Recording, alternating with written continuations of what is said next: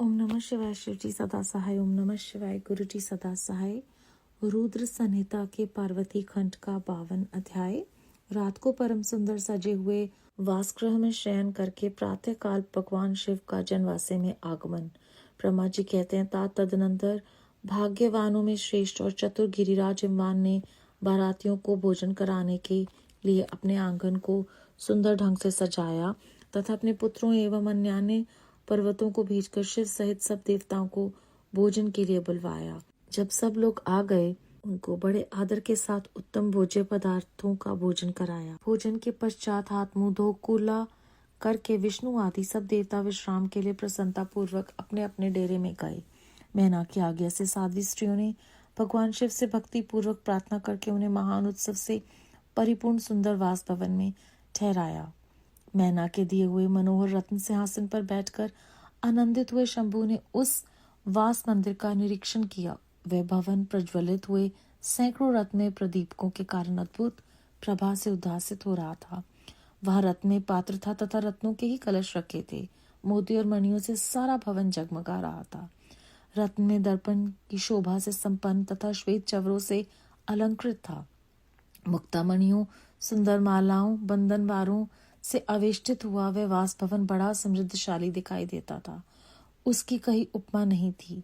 वह महादिव्य, अति विचित्र, परम मनोहर तथा मन को आह्लाद प्रदान करने वाला था। उसके फर्श पर नाना प्रकार की रचनाएं की गई थी। बेल बूटे निकाले गए थे। शिवजी के दिए हुए वर का ही महान एवं अनुपम प्रभाव दिखाता हुआ वह शोभाशाली भवन शिवलोक के नाम से प्रसिद्ध किया गया था। नाना प्रकार के सुगंधित श्रेष्ठ द्रव्यों से सुवासित तथा सुंदर प्रकार से परिपूर्ण था। वहां चंदन और अगर की सम्मिलित गंध फैल रही थी। उस भवन में फूलों की सेज बिछी हुई थी। विश्वकर्मा का बनाया हुआ वह भवन नाना प्रकार के विचित्र चित्रों से सुसज्जित था। श्रेष्ठ रत्नों की सारभूता मणियों से निर्मित सुंदर हारों द्वारा उस वासगृह को अलंकृत किया गया था। उसमें विश्वकर्मा द्वारा निर्मित कृत्रिम वैकुंठ, ब्रह्मलोक, कैलाश, इंद्र भवन तथा शिवलोक आदि दिख रहे थे। ऐसे आश्चर्यजनक शोभा से संपन्न उस वास भवन को देखकर गिरिराज हिमालय की प्रशंसा करते हुए भगवान महेश्वर बहुत संतुष्ट हुए। वहां अति रमणीय रतन चटित उत्तम पलंग पर परमेश्वर शिव बड़ी प्रसन्नता से लीला पूर्वक सोए। इधर हिमालय ने बड़ी प्रसन्नता से अपने समस्त भाई बंधु एवं दूसरे लोगों को भी भोजन करवाया तथा जो कार्य शेष रह गए थे उन्हें भी पूर्ण किया। शैलराज हिमालय इस प्रकार आवश्यक कार्य में लगे हुए थे और प्रियतम परमेश्वर शिव शयन कर रहे थे। इतने में ही सारी रात बीत गई और प्रातः काल हो गया।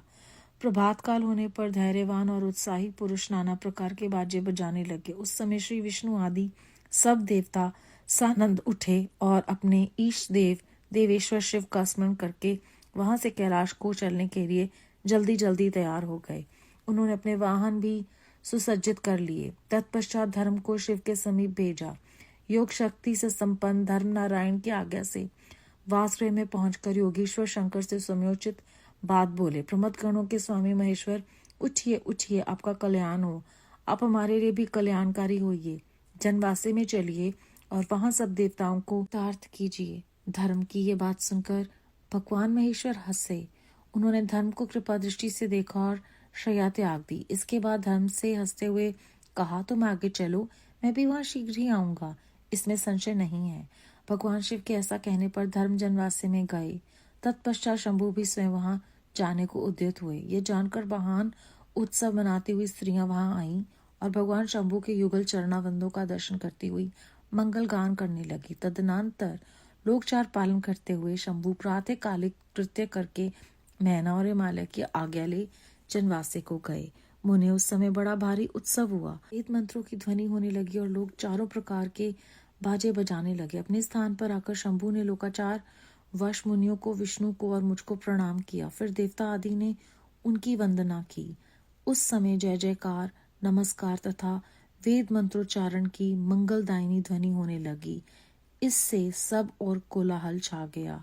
अध्याय 52 समाप्त। इस अध्याय में फिर से हमें सूक्ष्म बातें बहुत गहराई से बताने के लिए विस्तार में कही गई हैं।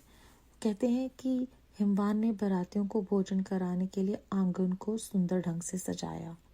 सबको आदर के साथ भोजन करवाया। फिर से आदर के की बात की है, हमें बार बार याद दिलाने के लिए कि सत्कार, आदर, विनम्रता ये बहुत ही महत्वपूर्ण चीज़ें हैं जिनका हमें ध्यान रखना चाहिए।